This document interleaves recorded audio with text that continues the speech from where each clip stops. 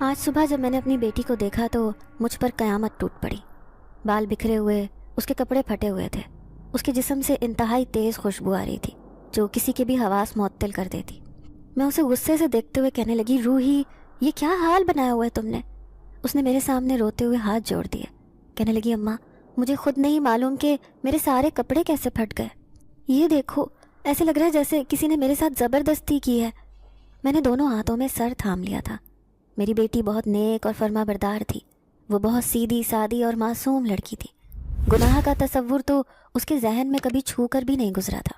وہ ہمارے خوف کے میرے سینے سے لگی، بلک بلک کر رونے لگی۔ میں اسے تسلی دیے جا رہی تھی کہ ہو سکتا ہے کہ چارپائی کی بان کے اندر پھنس کر تمہارے کپڑے پھٹ گئے ہوں، کیونکہ یہ ایک نہ سمجھ آنے والی بات تھی۔ اس کے ریشمی بال بکھرے ہوئے تھے، حالانکہ وہ تو کبھی اپنے بالوں کو کھولتی بھی نہ تھی۔ میں جو پہلے اس پر غصہ تھی، اب مجھے اس کی فکر ہو رہی تھی، اسی لیے میں نے اسے منہ ہاتھ دھونے اور کپڑے بدلنے کا کہا اور خود ناشتہ بنانے کچن میں چل دی۔ روحی میری لاڈلی اور اکلوتی بیٹی تھی۔ شوہر کے مرنے کے بعد جس طرح سے میں نے اسے پالا تھا، یہ میں ہی جانتی تھی۔ میری شادی ایک بہت بڑے خاندان میں ہوئی تھی، لیکن میری بدقسمتی یہ تھی کہ میں شوہر کی پسند تھی، اسی لیے ساس سسر کے دل میں کوئی خاص جگہ نہ بنا سکی۔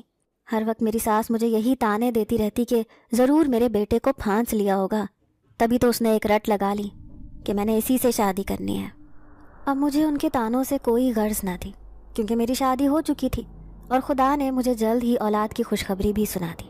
اولاد اس دنیا میں آنے لگی تو گھر کے اخراجات میں بھی اضافہ ہو گیا۔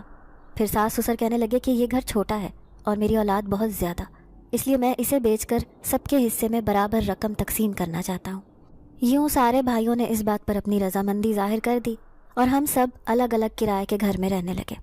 معمولی سی رقم حصے میں آئی تھی جس میں گھر تو خریدا نہیں جا سکتا تھا، اس لیے وہ ساری رقم کرائے میں صرف ہو گئی۔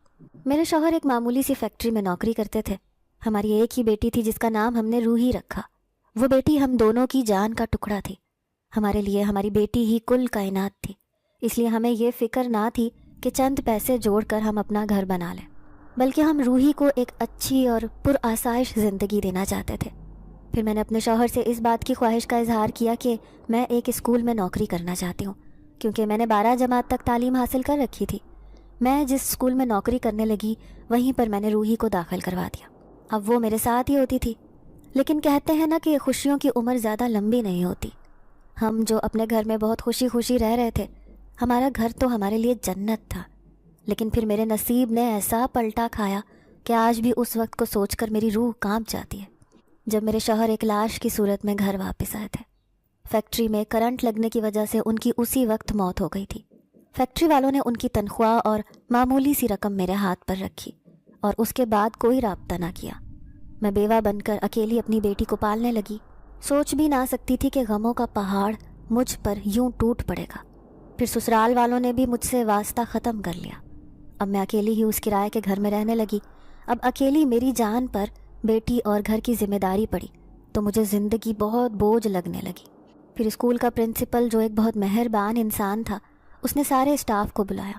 ان سے کہا کہ اپنی رقم میں سے چند معمولی سا حصہ اس غریب اور بیوہ عورت کے لیے ہمیں مختص کرنا چاہیے، تاکہ ایک کمرے کا چھوٹا سا مکان اسے خرید کر دیا جا سکے۔ میں سوچ بھی نہیں سکتی تھی کہ میرا اسٹاف اس قدر مہربان طبیعت کا مالک ہوگا۔ یوں سب نے مل جل کر اتنی رقم جمع کی کہ میرے پاس جمع شدہ رقم کو ملا کر میں ایک چھوٹا سا گھر خریدنے میں کامیاب ہو گئی۔ پھر زندگی اپنے ڈھب پر چلنے لگی۔ آج مجھے اس اسکول میں پڑھاتے ہوئے پورے 18 سال ہو گئے تھے اور میری بیٹی بھی 20 سال کی ہو گئی تھی۔ اب وہ کالج میں تعلیم حاصل کر رہی تھی، لیکن پھر اس نے انٹر تک تعلیم حاصل کی، اس کے بعد پڑھائی چھوڑ دی۔ وہ بہت معصوم اور سادہ طبیعت کی مالک تھی۔ سجنا سنورنا تو اسے آتا ہی نہیں تھا۔ اس نے تو کبھی کوئی دوست بھی نہیں بنائی تھی۔ ہاں، ایک لڑکی جس کا نام فریال تھا، وہ اس محلے سے 2 گلی چھوڑ کر دوسرے محلے میں رہتی تھی۔ فریال نام کی وہ لڑکی بالکل میری بیٹی کی مزاج کی طرح سادہ تھی، اسی لیے میں نے اس کی دوستی پر کوئی اعتراض نہ کیا۔ اکثر وہ فریال سے ملنے اس کے گھر چلی جاتی تھی۔ ہاں، یہ الگ بات تھی کہ میں نے آج تک اس کا گھر نہیں دیکھا تھا۔ روحی اور فری کی دوستی کالج میں ہوئی تھی۔ فریال کا نک نیم فری تھا۔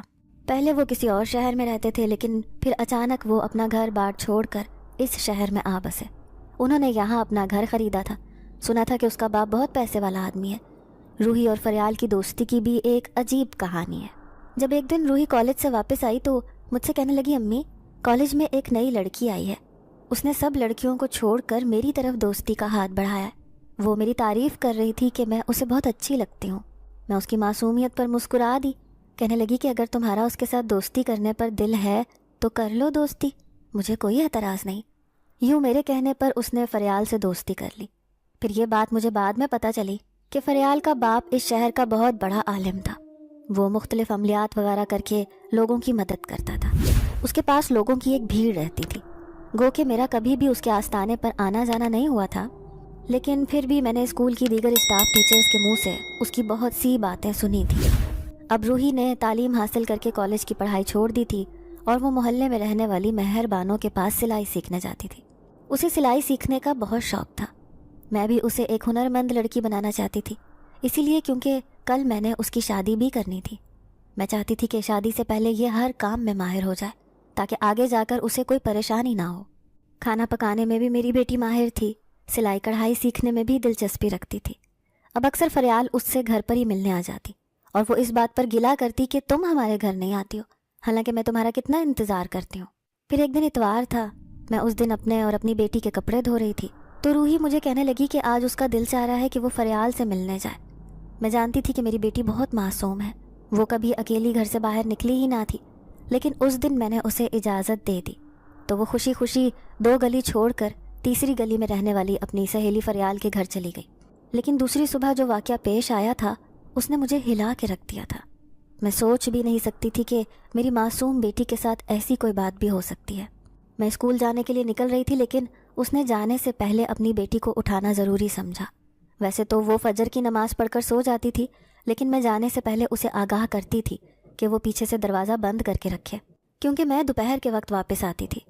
لیکن اس دن میں نے اس کے کپڑوں کی جو حالت دیکھی، اسے دیکھ کر میرے ہوش و حواس جواب دے گئے۔ اتنی پریشان ہوئی کہ میں نے اس دن اسکول سے چھٹی کر لی۔ میں نے دیکھا کہ پریشانی کے مارے اسے ہلکا ہلکا بخار ہو گیا تھا۔ پھر میں اسے تسلی دیتے ہوئے کہنے لگی کہ فکر کرنے کی ضرورت نہیں ہے، ہو سکتا ہے کہ جو بات میں سوچ رہی ہوں ایسی کوئی بات نہ ہو، اس لیے تم زیادہ ذہن پر زور نہ دو۔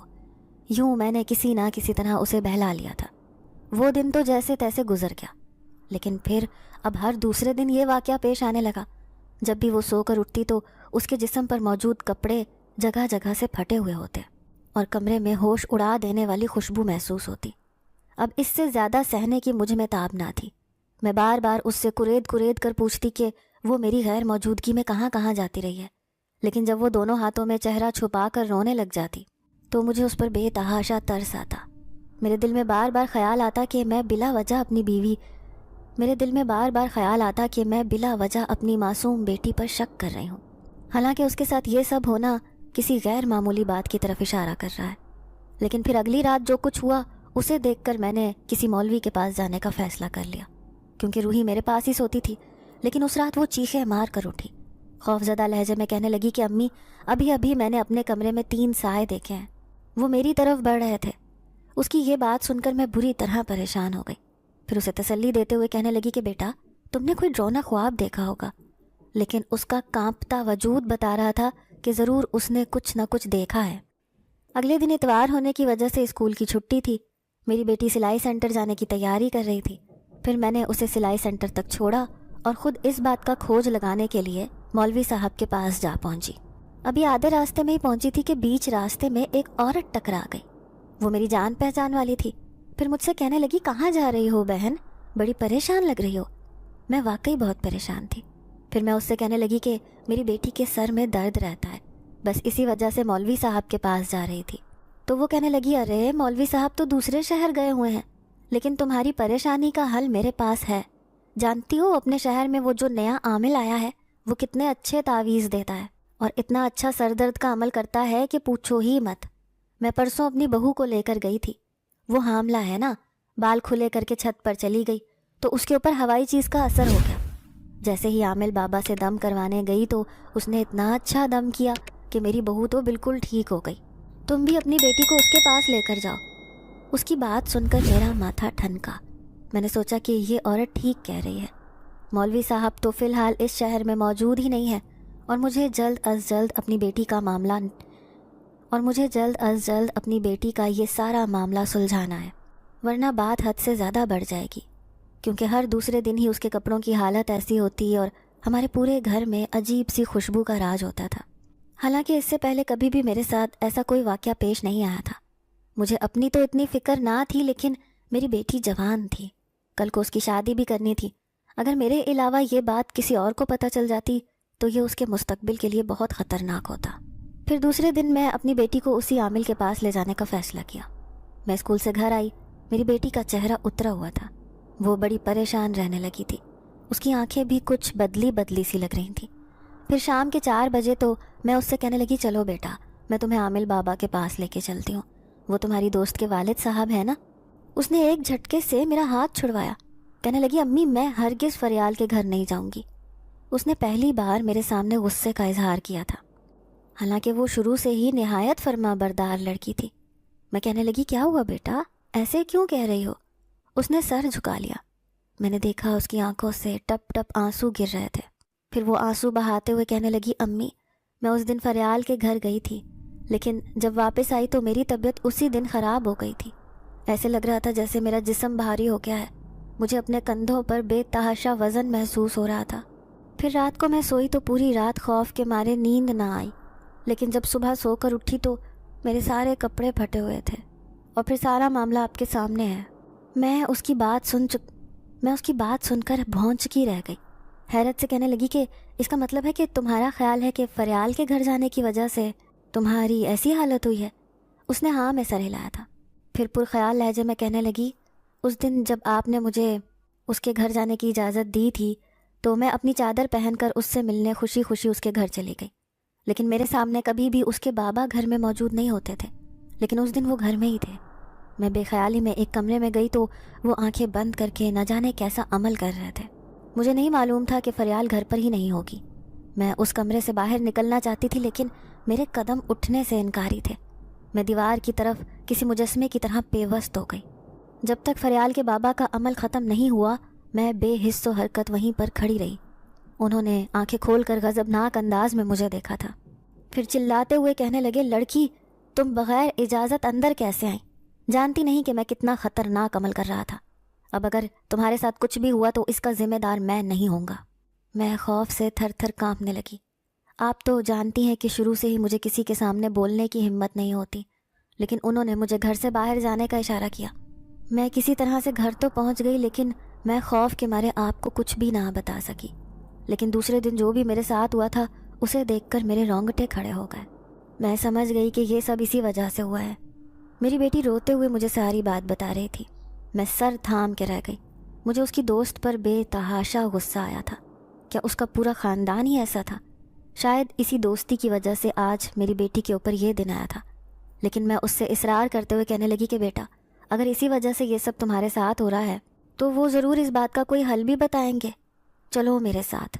لیکن وہ بری طرح رونے لگی، کہا کہ نہیں امی مجھے ان سے بہت ڈر لگتا ہے۔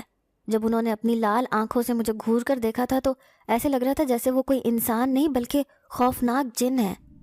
اب میں اسے سمجھا کر تھک گئی، اپنے ساتھ چلنے پر اصرار کرتی رہی، لیکن اس کی ایک ہی رٹ تھی کہ وہ کسی صورت بھی اس عامل بابا کے پاس نہیں جائے گی۔ پھر آخر کار میں نے اس کی دوست کے ساتھ بات کرنے کا فیصلہ کیا۔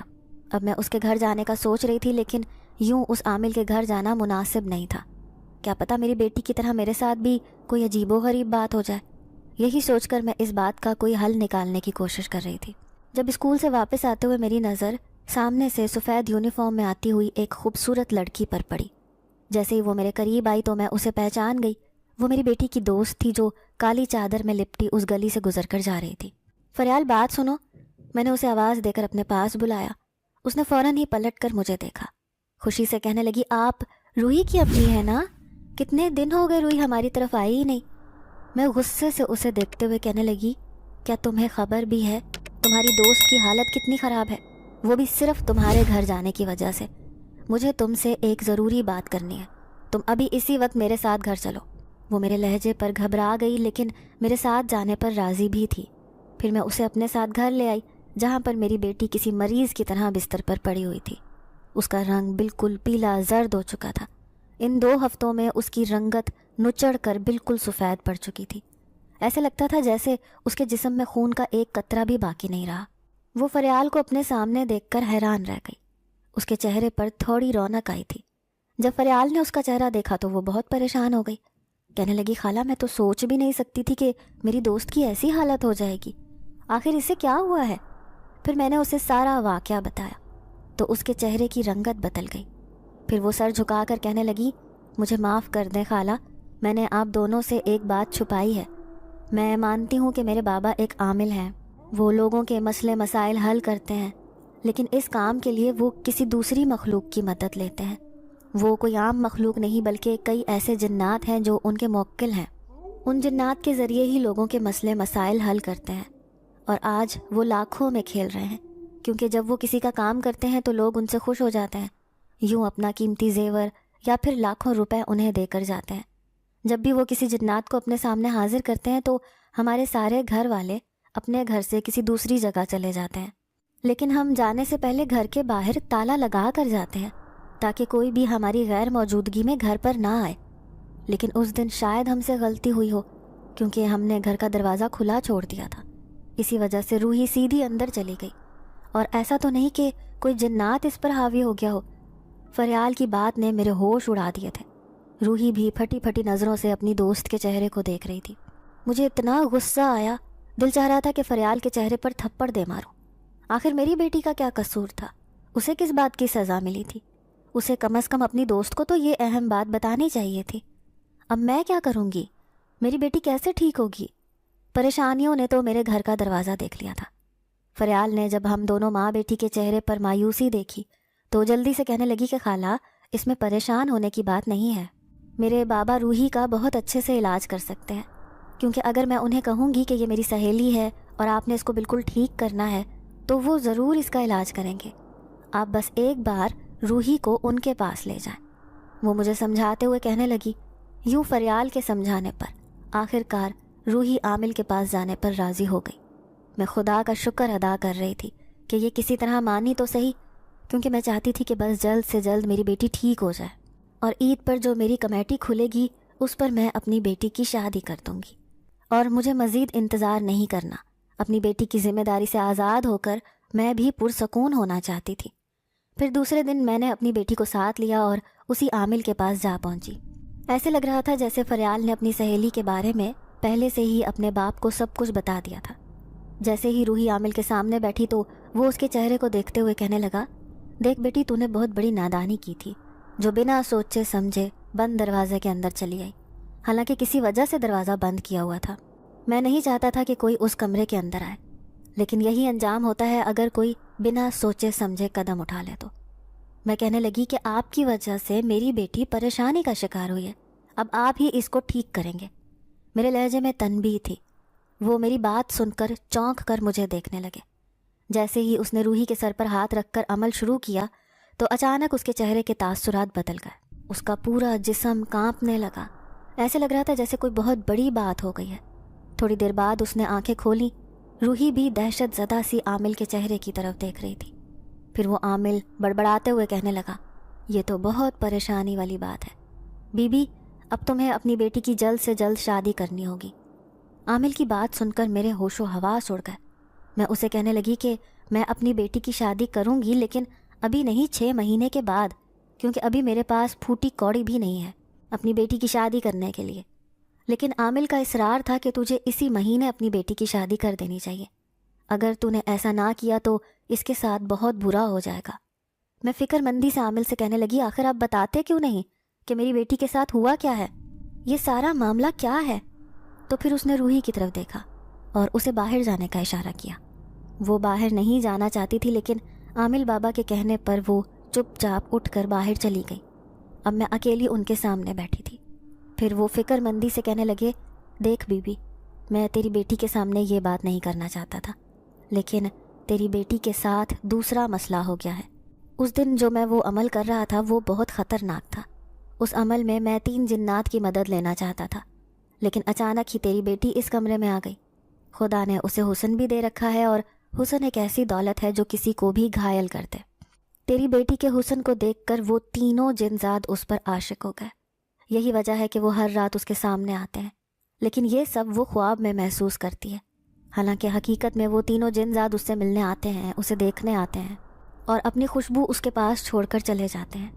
وہ نیند میں بے تاب سی ہو کر اپنے کپڑے پھاڑ دیتی ہے، لیکن تجھے ایسے لگتا ہے جیسے کسی دوسرے نے یہ کپڑے پھاڑے ہیں۔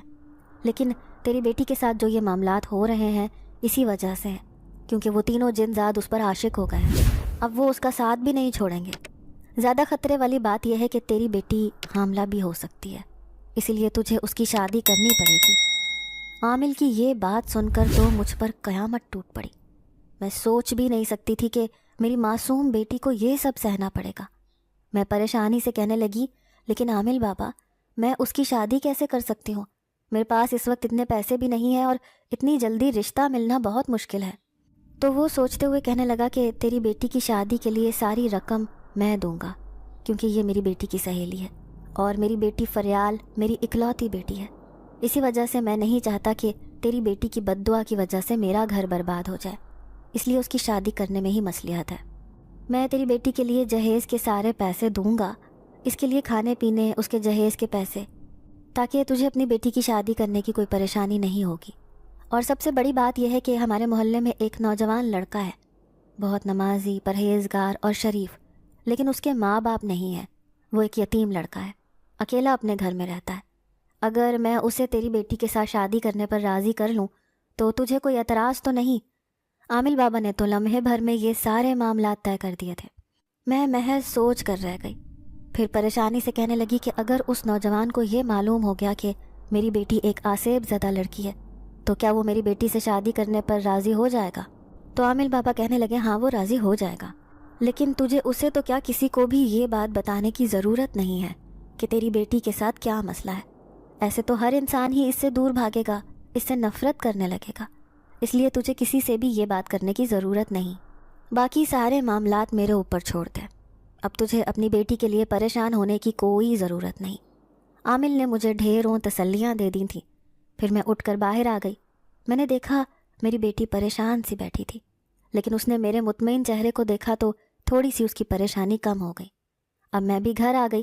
ایسے لگ رہا تھا جیسے میرے اوپر سے کوئی بوجھ ہلکا ہو گیا ہو، کیونکہ عامل نے میری بیٹی کی ساری ذمہ داری اپنے سر لے لی تھی۔ اب مجھے صرف اس کی شادی کرنی تھی۔ جوں جوں دن گزر رہے تھے میری پریشانی کم ہونے کے بجائے مزید بڑھتی جا رہی تھی۔ لیکن ایک دن فریال روحی سے ملنے آئی، ساتھ ہی مجھے چپکے سے پیغام دیا کہ بابا نے آپ کو گھر پر بلایا ہے، وہ کسی کو آپ سے ملوانا چاہتے ہیں۔ میں سمجھ گئی کہ وہ کس سے ملوانا چاہتے ہیں۔ میں خوشی خوشی شام کو ان کے گھر پہنچ گئی۔ میں نے دیکھا سامنے ایک خوبصورت خوش شکل نوجوان بیٹھا ہوا تھا۔ وہ بالکل میری بیٹی کے جوڑ کا تھا۔ میں سوچ بھی نہیں سکتی تھی کہ میری بیٹی روحی کا نصیب اتنا اچھا بھی ہو سکتا ہے۔ وہ لڑکا سر جھکائے بیٹھا تھا۔ شاید عامل نے اس سے سارے معاملات طے کر لیے تھے۔ پھر عامل مجھے کہنے لگا کہ میں نے اس کی رضامندی جان لی ہے، یہ اس رشتے پر راضی ہے، لیکن تمہارے اعتبار کے لیے ایک بار میں تمہارے سامنے اس سے پوچھ لیتا ہوں۔ یوں لڑکا اس رشتے پر خوشی خوشی راضی ہو گیا تھا۔ میری بیٹی بھی لاکھوں میں ایک تھی، وہ بھی بالکل ہیرے جیسی تھی۔ یہ لڑکا جو مجھے پہلی نظر میں اپنی بیٹی کے لیے مناسب لگا تھا، میں نے فوراً اسے دیکھ کر ہاں کر دی۔ اب میں گھر آتے ہی اپنی بیٹی کی شادی کی تیاریاں کرنے لگی، کیونکہ عامل نے مجھے ایک بھاری لفافہ دیا تھا۔ اس کا کہنا تھا کہ روحی میری بیٹی فریال کے جیسی ہے اور میرے پاس مال و دولت کی کوئی کمی نہیں ہے۔ میں نہیں چاہتا کہ کل کو اس لڑکی کی زندگی برباد ہو، اس لیے تم اسے دھوم دھام سے رخصت کرنا تاکہ اسے کل کو کوئی پریشانی نہ ہو۔ اس لیے جب روحی کو پتہ چلا کہ میں نے اس کی شادی طے کر دی ہے تو اس بات پر وہ بہت رنجیدہ ہوئی، لیکن میرے سمجھانے پر مان گئی۔ پھر گھر میں شہنائیاں گونجنے لگیں۔ آخر کو میری اکلوتی بیٹی کی شادی تھی۔ میں دعا کر رہی تھی کہ شادی کی تقریب میں کوئی ہنگامہ نہ ہو، میری بیٹی کی شادی خیر و عافیت سے ہو جائے، اور آخر کار میری دعا قبول ہو گئی۔ اس لڑکے کے بھی کوئی رشتہ دار نہیں تھے، اسی لیے محلے پڑوس کے چند لوگ بارات میں آئے تھے۔ پھر سادگی سے نکاح ہوا اور میری روحی ہمیشہ کے لیے رخصت ہو کر اپنے شوہر کے گھر چلی گئی۔ اس رات میں بڑی چین سے سوئی، ایسا لگ رہا تھا جیسے سارے معاملات حل ہو گئے ہیں۔ کسی کو یہ معلوم نہیں ہوا کہ میری بیٹی ایک آسیب زدہ لڑکی تھی اور کئی دنوں سے اس کے ساتھ عجیب معاملات پیش آ رہے تھے۔ لیکن دوسری صبح جب میں اس سے ملنے گئی تو میں اس کی شکل دیکھ کر حیران رہ گئی۔ چہرہ اترا ہوا تھا، آنکھیں بالکل لال سرخ ہو رہی تھیں، جبکہ اس کے شوہر نے بہت عزت و احترام سے میرا استقبال کیا اور مجھے میری بیٹی کے ہمراہ چھوڑ کر خود کمرے سے باہر چلا گیا۔ میں بے چینی سے اپنی بیٹی کو دیکھتے ہوئے کہنے لگی، کیا ہوا میری بچی؟ میں تو سوچ رہی تھی کہ تو آج مجھے بہت خوش نظر آئے گی کیونکہ تو کسی کی بیوی بن گئی ہے، لیکن تیرے چہرے پر یہ پریشانی دیکھ کر تو میں بری طرح خوفزدہ ہو گئی ہوں۔ اس نے میری بات کا جواب دینے کے بجائے دونوں ہاتھوں میں چہرہ چھپا کر رونا شروع کر دیا۔ پھر میرے سینے سے لگ کر کہنے لگی، امی آپ نے بہت بڑی غلطی کی میری شادی کر کے۔ کل رات جو میرے ساتھ ہوا وہ بہت خوفناک تھا۔ اس کی بات سن کر میرے رونگٹے کھڑے ہو گئے۔ پھر میں بے چینی سے کہنے لگی، صاف صاف بتاؤ آخر معاملہ کیا ہے؟ تو وہ کہنے لگی کہ کل رات میں دلہن بن کر اس کمرے میں بیٹھی تھی، لیکن اچانک ہی کمرے کی روشنی گل ہو گئی۔ میں کمرے میں بہت زیادہ گھبرا رہی تھی۔ جو ہی باہر کسی لوگوں کو بلانا چاہا تو اچانک میری آواز اندر ہی گھٹ گئی۔ میں بری طرح ہاتھ پاؤں مار رہی تھی، اپنا سانس بحال کرنے کی کوشش کر رہی تھی، لیکن پھر مجھے اپنے قریب ایک بھاری سرگوشی سنائی دی۔ میں چاہتا ہوں کہ تم صرف ہماری ہو، ہمارے علاوہ تم کسی کے پاس نہیں جاؤ گی۔ یہ آواز سن کر مجھ سے سانس بھی نہیں لیا جا رہا تھا۔ میں سوچ بھی نہیں سکتی تھی کہ میرے ساتھ یہ صورتحال بھی پیش آئے گی، لیکن جب تک میرا شوہر اندر آیا میں بے ہوش ہو کر بیڈ سے نیچے گر گئی تھی۔ پھر مجھے کچھ یاد نہیں رہا۔ میں نے اسے سینے سے لگا لیا، غصے سے کہنے لگی کہ آج جاؤں گی میں اس عامل کے پاس۔ آخر اس نے میری بیٹی کا مکمل علاج کیوں نہیں کیا؟ اس کا کہنا تھا کہ میری بیٹی شادی کے بعد بالکل ٹھیک ہو جائے گی، لیکن جس طرح کی وہ صورتحال بتا رہی تھی اسے سن کر تو یہی لگ رہا تھا کہ میری بیٹی کے ساتھ ابھی بھی وہی معاملات پیش آ رہے ہیں۔ اگر اس کے شوہر کو یہ سب پتہ چل گیا تو وہ ایک لمحے میں میری بیٹی کو چھوڑ دے گا۔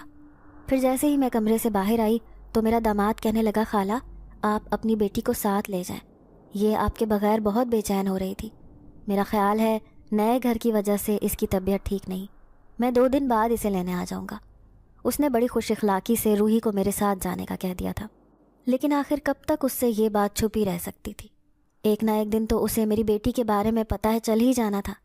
اب میں اسے گھر لے آئی، لیکن میری بیٹی کے چہرے پر پہلے دن کی دلہن والی کوئی رونق، کوئی خوشی نہ تھی۔ میں اس کے اداس چہرے کو دیکھ کر رنجیدہ ہو رہی تھی۔ اپنی بیٹی کی یہ حالت دیکھ کر میں غصے سے اسی عامل کے پاس جا پہنچی اور کہنے لگی کہ تم نے کہا تھا کہ میری بیٹی بالکل ٹھیک ہو جائے گی، تمہارے گھر آنے کی وجہ سے اس کی یہ حالت ہوئی ہے۔ میں نے تمہاری بات مان کر اس کی شادی کی، لیکن ابھی بھی اس کی یہی حالت ہے۔ مجھے اس کے آستانے میں لوگوں کا رش ہو رہا تھا۔ پھر وہ سر جھٹکتے ہوئے کہنے لگا، دیکھو بی بی، ابھی میرے پاس وقت نہیں ہے، بعد میں آنا اپنی بیٹی کا مسئلہ لے کر۔ میں نے تمہاری بہت مدد کی ہے، اب جو میرے سے ہو سکتا تھا میں نے کیا ہے، اب آگے تمہیں اپنی بیٹی کو سنبھالنا ہے۔ یہ کہہ کر اس نے منہ پھیر لیا۔ میں سوچ بھی نہیں سکتی تھی کہ وہ عامل اس قدر دھوکے باز انسان ہے۔ مجھے اس پر شدید غصہ آ رہا تھا۔ جان بوجھ کر اس نے اپنی بدنامی کے ڈر سے میری بیٹی کی شادی کروائی تھی، ساتھ ہی ڈھیر سارے پیسے بھی دیے تھے تاکہ پیسوں کی وجہ سے میرا منہ بند رہے۔ اب میں مایوس ہو کر گھر چلی آئی، لیکن تیسرے دن میرا داماد اپنی بیوی کو لینے آ گیا۔ ظاہر ہے کتنے دن وہ اسے میرے ساتھ چھوڑ سکتا تھا۔ وہ اسے لے کر چلا گیا، لیکن میں بے چینی سے ہاتھ مسلتی رہ گئی۔ بار بار یہی خیال آتا کہ نہ جانے میری بیٹی کے ساتھ کیا معاملات پیش آ رہے ہوں گے۔ لیکن 2 دن کے بعد ہی روحی اپنے شوہر کے ساتھ میرے گھر آ گئی، لیکن اس کے چہرے کے تاثرات بتا رہے تھے کہ ضرور کچھ بہت برا ہو گیا ہے۔ میں کہنے لگی، کیا ہوا بیٹا، تو اتنی پریشان کیوں لگ رہی ہے؟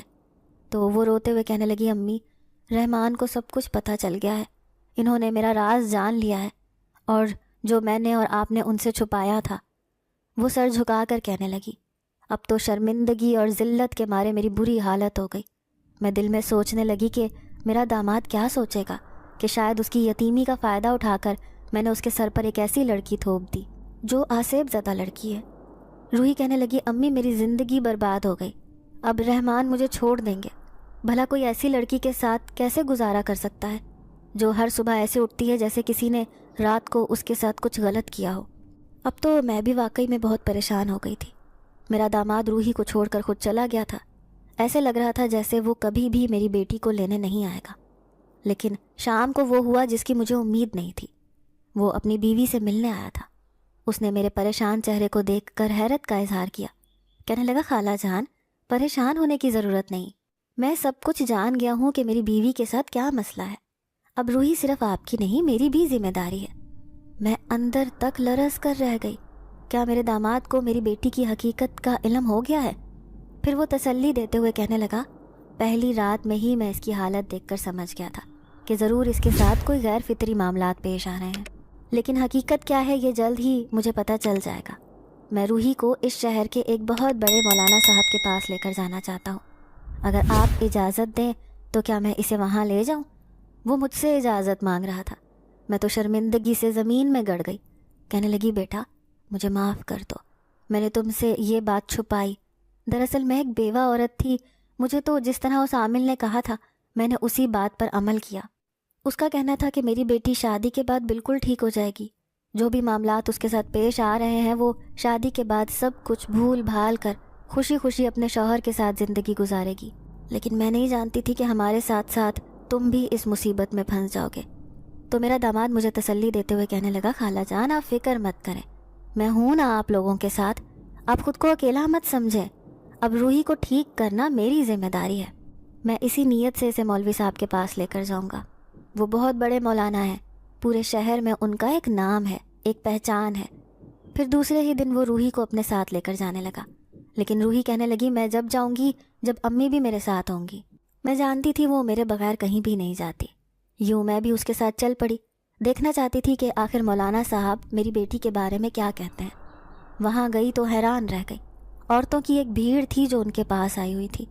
میں نے دیکھا سفید داڑھی والے وہ ایک باریش سے بزرگ تھے. ان کے چہرے سے نور ٹپک رہا تھا. پھر جیسے ہی میری بیٹی اس کے سامنے گئی تو وہ روحی کے سر پر ہاتھ رکھ کر کہنے لگے کیا تجھے بھی ان شریر جن زادوں نے پریشان کیا ہے؟ وہ دیکھتے ہی سمجھ گئے تھے. روحی اس بات پر حیران رہ گئی. پھر میں نے شروع سے لے کر آخر تک ساری بات انہیں بتا دی کہ کس طرح عامل نے کہا تھا کہ شادی کے بعد میری بیٹی بالکل ٹھیک ہو جائے گی، اس لیے میں نے اس کی شادی جلد بازی میں کر دی. لیکن آج تک اس کی حالت ویسی ہی ہے جیسی اول روز تھی. پھر مولانا صاحب مسکراتے ہوئے کہنے لگے تم دونوں ماں بیٹی بہت بھولی تھیں. دراصل وہ عامل بہت شاطر آدمی ہے. اس نے جان بوجھ کر اپنی بیٹی کو تیری بیٹی کے پیچھے لگایا تھا. ان دونوں کا ملنا اتفاق نہیں تھا بلکہ اس کے پیچھے اسی عامل کی چال تھی. اسے کوئی بہت بڑا کام کروانا تھا اور وہ بھی ان جن زادوں سے. لیکن جن زادوں نے ان کے سامنے شرط رکھی کہ وہ اس عامل کا کام جب کریں گے جب کسی آدم زادی کو ان کے حوالے کر دیا جائے گا. ظاہر ہے اپنا کام کروانے کے لیے اس عامل کو کسی لڑکی کی ضرورت تھی. یوں اس کی نظر تمہاری غریب اور معصوم بیٹی پر پڑ گئی. وہ ایک یتیم لڑکی تھی، اس کے آگے پیچھے بھی کوئی نہیں تھا. یوں مہرہ بنا کر اس نے اپنی بیٹی کو تمہاری بیٹی کے پیچھے لگا دیا. اس نے تمہاری بیٹی کو عمل کے ذریعے اس دن اپنے پاس بلایا تھا جب وہ گھر میں اکیلا تھا. جیسے ہی یہ اس کے سامنے گئی تو وہ سارے جن زاد اس پر عاشق ہو گئے کیونکہ یہ لڑکی بہت خوبصورت تھی. اب جن زادوں نے خوش ہو کر اس کا کام کر دیا اور انہیں لڑکی بھی مل گئی جو تمہاری بیٹی کی صورت میں تھی. لیکن چونکہ تمہیں ان سارے معاملات کی خبر ہو گئی تھی اس لیے وہ اس بات پر گھبرا گیا کہ کہیں تم اس کی بدنامی کا باعث نہ بن جاؤ.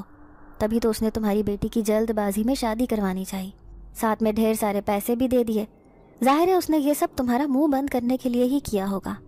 شادی کا تو دیکھو اللہ تعالیٰ نے ہر انسان کا وقت اور جوڑ مقرر کر رکھا ہے، اس لیے تم نے اپنی بیٹی کی شادی کر کے کوئی غلطی نہیں کی. لیکن اس عامل کے اندھے لالچ اور چالاکی کا شکار تم دونوں ماں بیٹی ہو گئی. لیکن خیر اس کے کیے کی سزا اسے ضرور ملے گی. جو کسی انسان کے ساتھ بھی غلط کرتا ہے اللہ تعالیٰ اس کے کیے کی سزا اسے ضرور دیتا ہے. لیکن تمہاری بیٹی بھی ٹھیک ہو جائے گی، تمہیں یوں پریشان ہونے کی ضرورت نہیں. لیکن ہر جمعرات کی شام کو اسے میرے پاس ضرور لے کر آنا ہوگا. میں ان جن زادوں سے حساب کتاب کروں گا کہ آخر وہ اس معصوم لڑکی کے پیچھے کیوں پڑے ہیں. جب ان کا کام ہو گیا ہے تو کیوں وہ ابھی تک اس کی زندگی سے چلے کیوں نہیں گئے. مولانا صاحب نے میری بیٹی پر دم کیا جس کے اثر سے اب اس کا ڈر خوف قدرے کم ہو گیا تھا. پھر وہ اپنے شوہر کے ساتھ گھر چلی گئی. اب میں تھوڑا سکون محسوس کر رہی تھی کہ میری پریشانی کم ہو گئی. اسکول سے بھی میں نے 15 دن کی چھٹی لے رکھی تھی. اب پھر سے میں نے اسکول جانا شروع کر دیا تھا. وہاں میرا چہرہ دیکھ کر ساری ٹیچرز اسٹاف نے مجھے حیرت سے کہا کہ ٹیچر آپ کا تو چہرہ ہی بہت اترا ہوا ہے، آپ کی بیٹی خوش تو ہے نا؟ میں ان سب کو تسلی دیتے ہوئے کہنے لگی کہ میری بیٹی اپنے گھر میں بہت خوش ہے، ایسی کوئی پریشانی والی بات نہیں ہے. اگرچہ میرا دل ہر وقت بے چین رہتا تھا لیکن پھر بھی میں کوشش کر رہی تھی کہ میں اپنی بیٹی کے بارے میں جانتی رہوں کہ وہ وہاں ٹھیک رہ رہی ہے یا نہیں. پھر 1 ہفتے بعد وہ میرے پاس آئی کیونکہ آج جمعرات تھی اور مجھے اسے مولانا صاحب کے پاس لے کر جانا تھا. میرا داماد بھی اس کے ساتھ تھا. پھر مولانا صاحب نے ایک عمل کیا جس سے انہیں پتہ چل گیا کہ آخر وہ جن زاد میری بیٹی کے پیچھے کیوں پڑے ہیں. ان جن زادوں نے مولانا صاحب کو بتا دیا تھا کہ عامل صاحب نے ہی اس لڑکی کو دکھا کر उन जिन ज़ातों को कहा था कि मेरा काम कर दो। बदले में इस लड़की के साथ जो भी शरारत करना, मुझे कोई एतराज़ नहीं। मुझे उनकी बात सुनकर बहुत दुख हुआ। कोई अपनी बेटी की सहेली के साथ ऐसा सलूक कैसे कर सकता है? उसने ये भी ना सोचा कि मेरी बेटी एक यतीम लड़की थी। लेकिन मौलाना साहब के समझाने पर वो जिन्नात मेरी बेटी को छोड़ कर जाने पर तैयार हो गए थे। फिर मौलाना साहब ने उनसे वादा किया कि वो उन तीनों जिनजादों की शादी उन्हीं के कबीले की सबसे खूबसूरत जिनजादियों से करवाएंगे। ये सुनकर वो बहुत खुश वापस अपने कबीले में लौट गए थे। फिर मौलाना साहब मुझे और मेरी बेटी को समझाते हुए कहने लगे कि देखो, नेक जिन्नात ऐसी शरारतें नहीं करते, लेकिन जब कोई उनसे झूठे वादे करता है तो वो गुस्से में आकर ऐसी हरकतें करने पर मजबूर हो जाते हैं। मैंने उनका बहुत बहुत शुक्रिया अदा किया। फिर अपनी बेटी को लेकर घर आ गई। फिर पहली बार रूही ने मुझे तसल्ली देते हुए कहा, अम्मी, अब मैं बिल्कुल ठीक महसूस कर रही हूँ, आप परेशान मत होना। मैं आंसू भरी आंखों से उसे उसके घर रुखसत कर रही थी। फिर पूरे 15 दिन बाद वो मुझसे मिलने आई थी, नीले रंग का खूबसूरत जोड़ा पहने। मेरी बेटी तो बिल्कुल बदली हुई एक खूबसूरत शहजादी लग रही थी। मेरा दामाद भी मुझे हीरे जैसा मिला था, जो उसे बहुत खुश रख रहा था। उसने उसे उसकी हर बीमारी के साथ कबूल करके साबित कर दिया था कि अच्छे इंसानों की इस दुनिया में कोई कमी नहीं। अब वो बहुत मुस्कुरा कर मुझसे बातें कर रही थी। फिर मैंने दबे लफ्ज़ों में उससे पूछा कि उसे अब तो कुछ ऐसा वैसा महसूस नहीं होता। तो उसने नफ़ी में सर हिलाया, कहने लगी कि नहीं, अब मैं बिल्कुल ठीक हूँ, और मैंने अब सोच लिया है कि मैं कभी भी अपनी उस नाम नेहाद सहेली के घर नहीं जाऊँगी, क्योंकि उसने और उसके बाप ने जो भी मेरे साथ किया है, मैंने सारा मामला अल्लाह पर छोड़ दिया है। मुझे अपनी बेटी से इतनी समझदारी की उम्मीद नहीं थी। बेख्तियार मैंने उसे अपने सीने से लगा लिया। कहने लगी कि मेरी बेटी एक बहुत बहादुर लड़की है। उसने जिस तरह से ये वक्त गुजारा है, इससे साबित हो गया कि मेरी बेटी बड़ी से बड़ी मुश्किल और आजमाइश का हर आसानी से मुकाबला कर सकती है। फिर एक रात मेरे पास रुककर वो वापस अपने घर चली गई। 2-3 दिन बाद फरियाल उससे मिलने उसके घर गई तो उसने फरियाल को बेतासुर लहजे में कहा कि वो अब उससे दोस्ती नहीं रखना चाहती।